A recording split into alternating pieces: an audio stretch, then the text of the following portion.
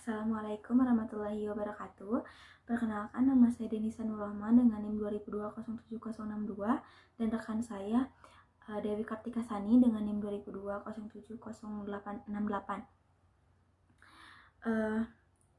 Video ini kami buat untuk memenuhi tugas UAS dari mata kuliah Psikologi Kepribadian dengan dosen pengampu Ibu Irianti Usman. Topik yang akan kami bahas itu mengenai teori analitik dari Jung.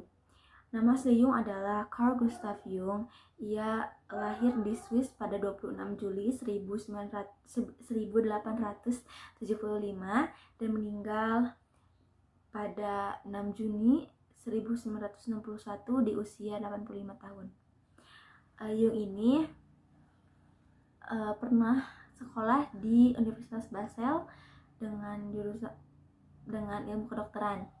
Lalu setelah lulus ia menjadi asisten di rumah sakit jiwa Bulhoglizi Zurich dan memulai karirnya dari sana.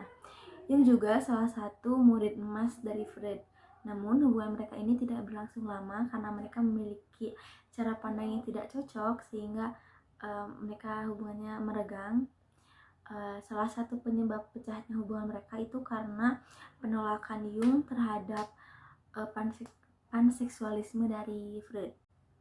Lalu ada struktur kepribadian menurut Jung.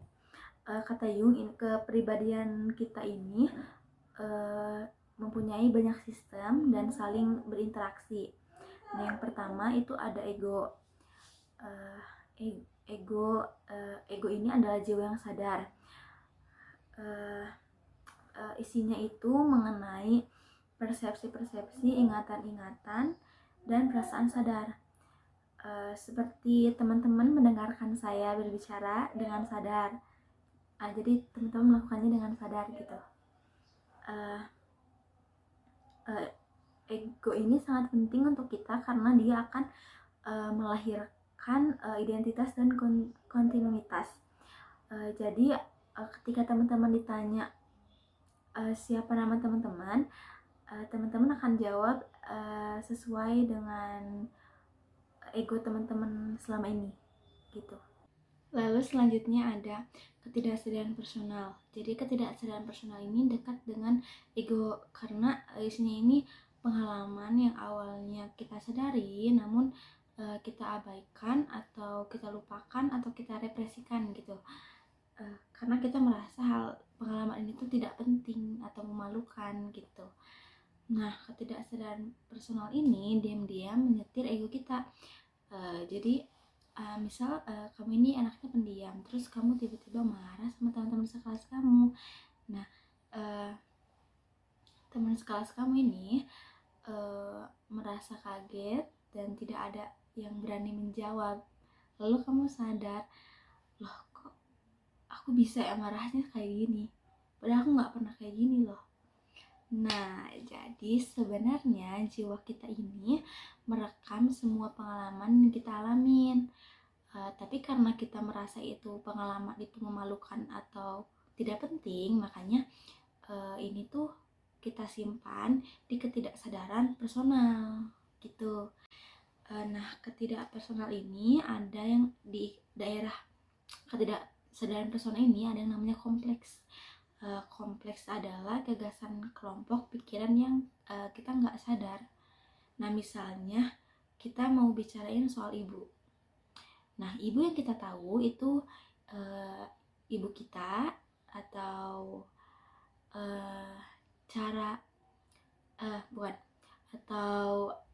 ibu yang kita baca di buku, atau saat kita menjadi ibu, atau saat kamu melihat teman kamu diperlakukan oleh ibunya. Nah, dari semua itu kita mengkelompokkannya, akhirnya kita memiliki kesan. Jadi akhirnya kita memiliki kesan tersendiri tentang ibu gitu. Lalu ada ketidaksadaran kolektif. Kalau ini cangkupannya itu lebih dalam lagi dari ketidaksadaran personal. Nah, kalau kata Jung, ini tuh mungkin ada pengaruh dari agama tertentu, karena kemungkinan ketika kita lahir ini kita tidak hanya sebuah papan kosong, tapi kita juga mewarisi ingatan-ingatan terdahulu yang dimiliki oleh leluhur kita. Jadi ketika leluhur kita ingin melakukan sesuatu atau mengharapkan sesuatu atau memiliki cita-cita atau semangat terhadap sesuatu, itu bisa diwariskan dari generasi ke generasi. Nah, teman-teman pernah merasakan nggak sih kenapa orang Yahudi ini kebanyakan itu orang-orangnya cerdas, selalu cerdik, terus tricky juga. Nah, kata Jung ini tuh ada warisan gen dari nenek moyangnya tadi. Nah, kita itu harus hati-hati dengan ketidaksadaran kolektif ini karena bisa menyebabkan penyimpangan seperti fobia dan fobia atau delusi dan hal-hal yang tidak rasional lain. Lalu selanjutnya ada archetype. Archetype adalah suatu bentuk pikiran atau ide universal yang mengandung unsur emosi yang besar. Asal-usul archetype ini merupakan suatu deposit yang permanen dalam jiwa dari suatu pengalaman yang secara konstan terus berulang selama banyak generasi. Misalnya ini leluhur-leluhur kita ini selalu melihat matahari terbit, lalu mereka ini selalu melihat matahari terbit dan melakukan pengalaman ini secara konstan berulang. Nah, dari generasi selanjutnya dan selanjutnya itu merasa kagum dengan matahari terbit. Nah, lalu karena ini terus berulang dari generasi ke generasi, ini akhirnya tertanam pengalaman mengesankan ini ke ketidaksadaran kolektif dalam bentuk archetype atau gambaran dari dewa matahari yang kuat, yang berkuasa gitu. Selanjutnya ada persona. Persona bisa dibilang topeng karena isinya itu kepribadian publik yang hanya terjadi ketika kamu bersama orang lain untuk menciptakan kesan tertentu pada orang lain. Lalu selanjutnya ada anima dan animus. Kata Jung, semua manusia itu biseksual karena kita punya namanya anima dan animus. Anima adalah sisi feminim yang ada pada pria, lalu animus adalah sisi maskulin yang ada pada wanita. Teman-teman pasti punya tipe ideal cewek atau cowok gitu kan.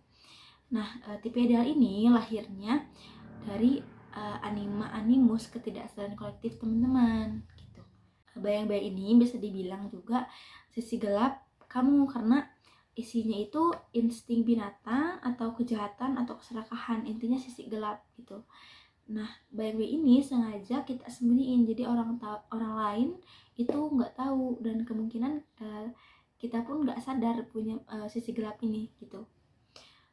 Nah, ketika kamu menunjukkan sisi gelap kamu akan melakukan proyeksi. Proyeksi adalah mengatributkan apa yang ada pada kita kepada orang lain. Jadi sebelum orang lain nuduh kita itu nuduh mereka dulu. Teman-teman pasti sering banget dapat statement dari pelaku pelecehan yang bilang gini, ya aku tahu gitu, perbuatan pelecehan itu salah, tapi ceweknya juga salah sih pakai baju terbuka mengundang nafsu. Nah, ini tuh pelaku ini udah melakukan proyeksi dengan nuduh korban duluan.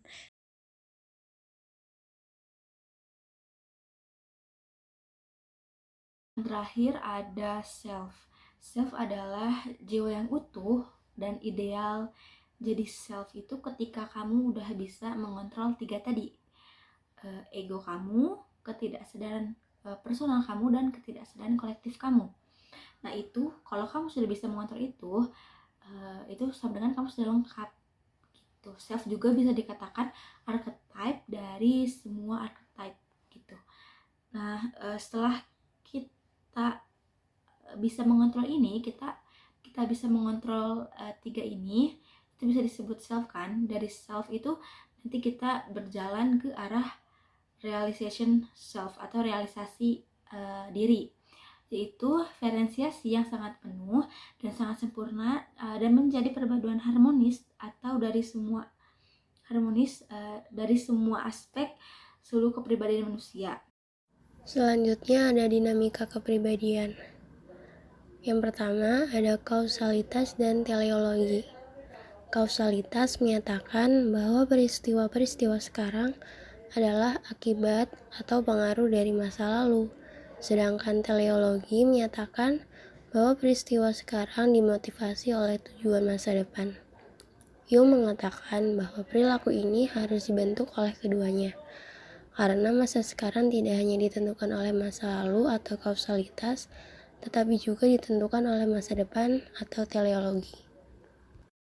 Kemudian ada tipe psikologi, muncul dari dua gabungan antara sikap dan fungsi. Sikap atau attitude, Jung membedakan dua sikap atau orientasi utama kepribadian, yakni introversi atau introvert, dan ekstraversi atau extrovert. Introversi atau introvert mengarahkan seseorang ke dunia dalam, dan orientasinya subjektif. Sedangkan ekstraversi atau extrovert mengarahkan seseorang ke dunia luar atau orientasinya objektif. Baik introversi ataupun ekstraversi ini bisa digabungkan dengan satu atau lebih dari fungsi. Kemudian ada fungsi atau function. Ada 4 fungsi psikologis fundamental menurut Jung. Yang pertama ada thinking atau berpikir, kemudian ada feeling perasaan, sensing penginderaan, dan intuiting atau intuisi. Yang pertama, thinking, melibatkan ide-ide dan intelektual. Dengan berpikir, manusia berusaha memahami hakikat dunia dan dirinya sendiri. Kemudian ada feeling atau perasaan, adalah fungsi evaluasi. Ia adalah nilai-nilai benda, entah bersifat positif maupun negatif bagi subjek. Kemudian ada sensing penginderaan, adalah fungsi perseptual atau fungsi kenyataan yang menghasilkan fakta-fakta konkret.